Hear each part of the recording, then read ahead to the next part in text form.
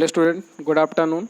Myself Salen, teacher of Shivaji Group of Institution. I am going to explain the chapter is motion of physics of class 9th in Hindi medium.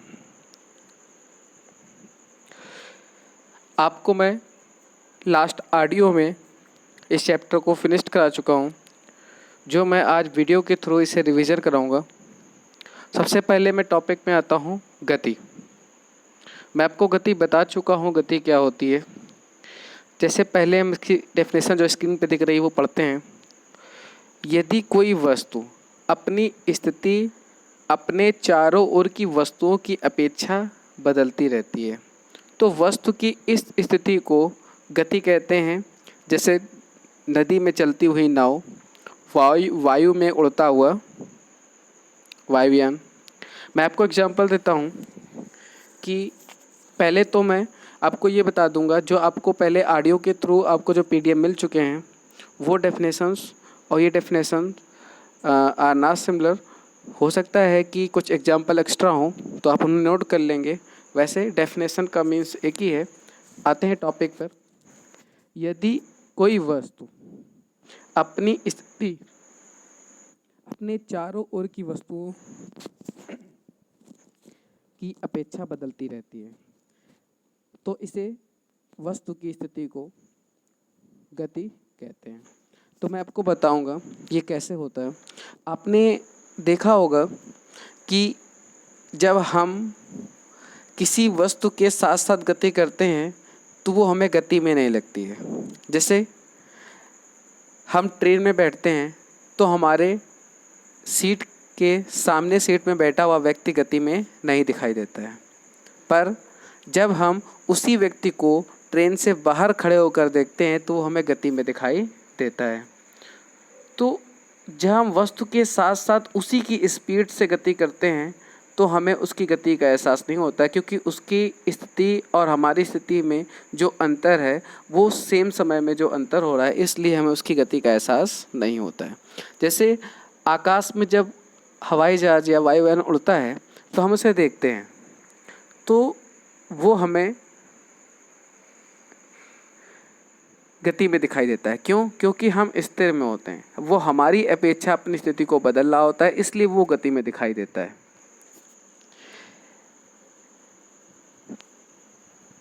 गति के प्रकार।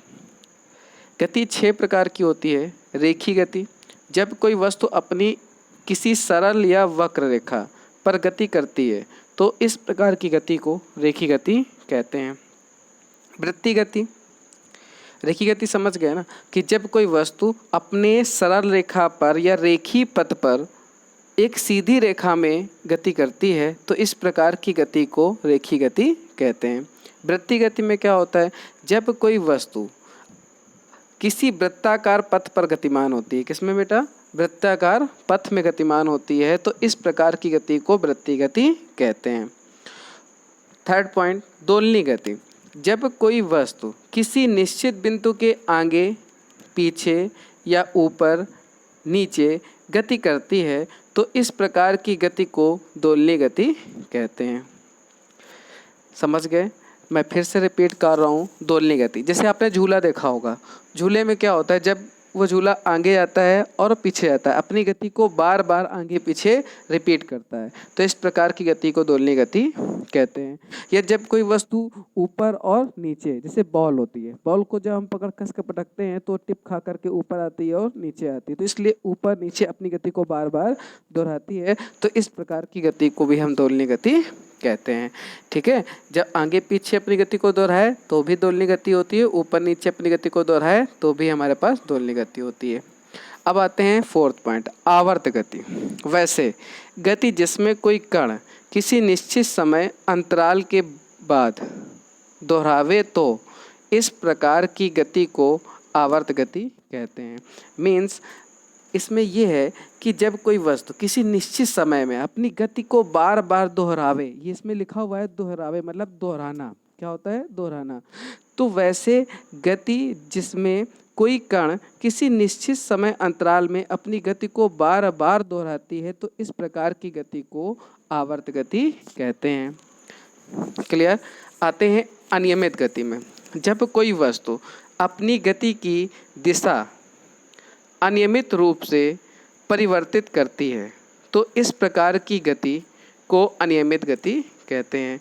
Means जब कोई वस्तु अपनी स्थिति की दिशा अनियमित रूप से परिवर्तित करती रहती है, अनियमित रूप से मतलब अपनी गति को बदलती रहती है, तो इस प्रकार की गति को अनियमित गति कहते हैं। घूर्णन गति, वैसे गति जिसमें कोई कण किसी बिंदु के चारों ओर बिना स्थान परिवर्तित के घूमता है तो इस प्रकार की गति को घूर्णन गति कहते हैं। मीन्स जब कोई वस्तु अपने ही स्थान पर मतलब अपने स्थान को बिना बदले उसी जगह घूमता रहता है तो इस प्रकार की घूर्णन गति कहते हैं। जैसे सीलिंग फैन, आपने अपने छत का फैन देखा होगा, वो देखो अपनी स्थिति पर घूमता रहता है, क्या वो अपनी स्थिति को बदलता है? नहीं बदलता है। तो फैन कौन सी गति कर रहा है? घूर्णन गति कर रहा है। कौन सी गति कर रहा है? घूर्णन गति कर रहा है। चलते हैं नेक्स्ट टॉपिक पे। अब आता है नेक्स्ट टॉपिक गति में दूरी और विस्थापन। तो मैं आपको बताऊंगा दूरी। किसी दिए गए समय अंतराल में वस्तु द्वारा तय किए गए मार्ग की दूरी को, लंबाई को दूरी कहते हैं।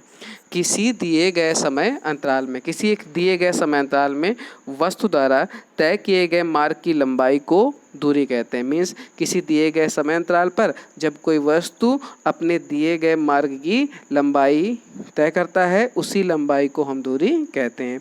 जैसे आप अपने घर से अपने फ्रेंड के घर तक जाते हैं तो आपके घर से आपके फ्रेंड के घर तक की जो बीच की लंबाई होगी उस लंबाई को हम दूरी कहते हैं। दूरी हमारी अदिश राशि होती है, ये सदैव धनात्मक होती है। कैसी होती है? धनात्मक। अब आते हैं विस्थापन पर। किसी निश्चित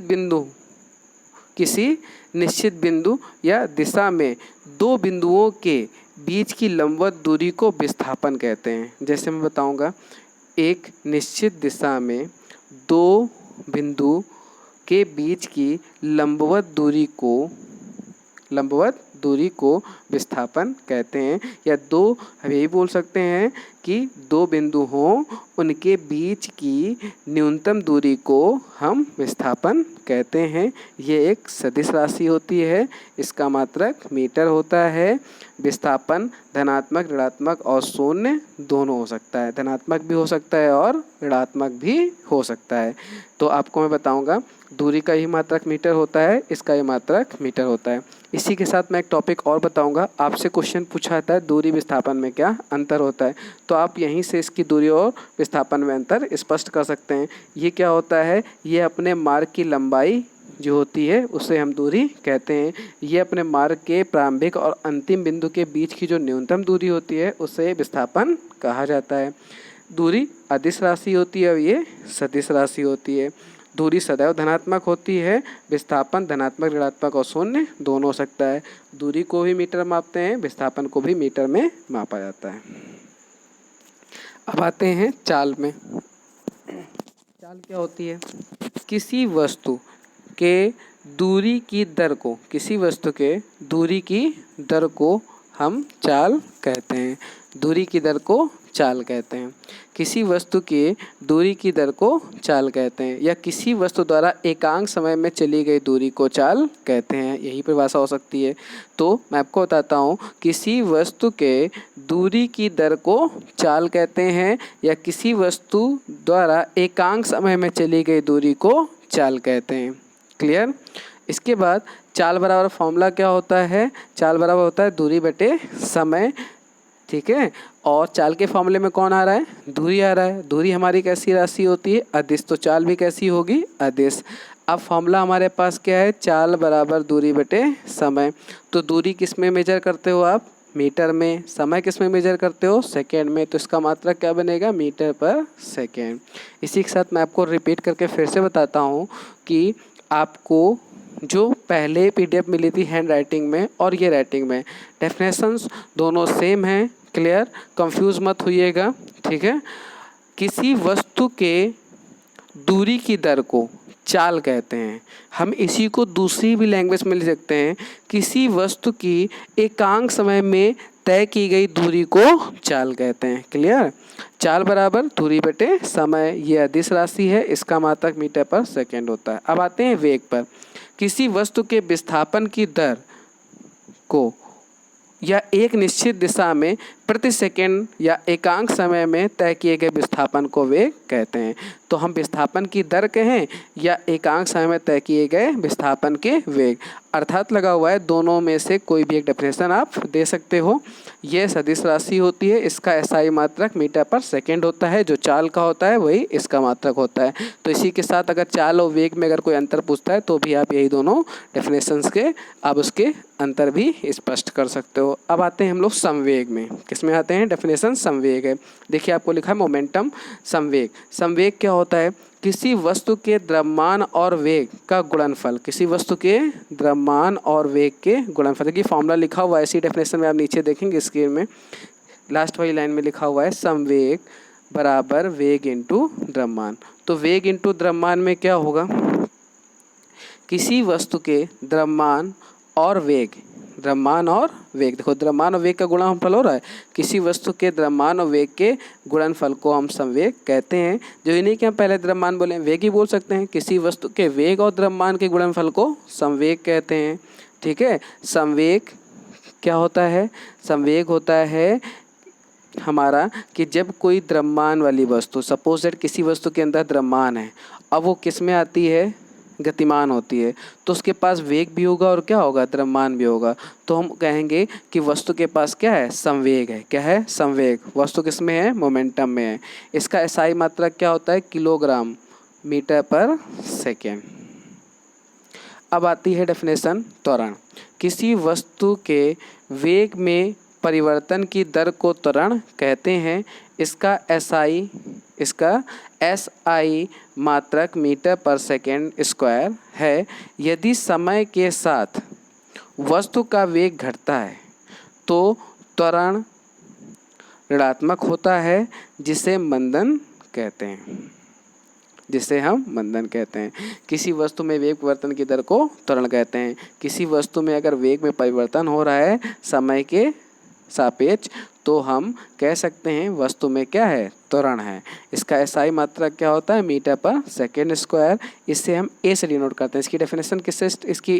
इसकी डेफिनेशन देखिए आपकी क्या है? किसी वस्तु के वेग परिवर्तन की दर को त्वरण कहते हैं। इसकी स्पेलिंग देखिए क्या है? एसलेशन। पहला वर्ड क्या है? ए है। इसको हम ए से डिनोट करते हैं। वेग वेलोसिटी होता है, वी से करते हैं। चाल स्पीड होता है, उसको हम एस से करते हैं। आपका विस्थापन डिस्प्लेसमेंट होता है, उसे हम डी से करते हैं। क्लियर? इसी साथ यदि इसी त्वरण में है, अगर हम वेग में परिवर्तन हो रहा है तो मतलब कम से ज़्यादा हो रहा है, कम से ज़्यादा हो रहा है तो हमारा त्वरण धनात्मक होगा, या ज़्यादा से कम हो रहा है तो वहाँ पर ऋणात्मक होगा। इसी के साथ मैं आपको बताऊंगा कम से ज़्यादा, ज़्यादा से कम कब होता है। जब आप जैसे सपोज दैट आप घर पर अपने ही बाइक से जा रहे होते हो, तो वो स्टार्ट होती है तो आपकी कम से ज़्यादा वेलोसिटी हो रही, तो वहाँ पे जो त्वरण आएगा वो कैसा होगा? धनात्मक होगा। जब अपनी बाइक को रोक करके धीरे धीरे उसकी स्पीड करके अपने घर के पास रोक रहे होते हो, तो ज़्यादा से क्या हो रहा होता है? कम हो रहा होता है, तो उसका त्वरण क्या हो जाएगा? ऋणात्मक हो जाएगा। और इस त्वरण को हम रिटार्डेशन या मंदन कहते हैं।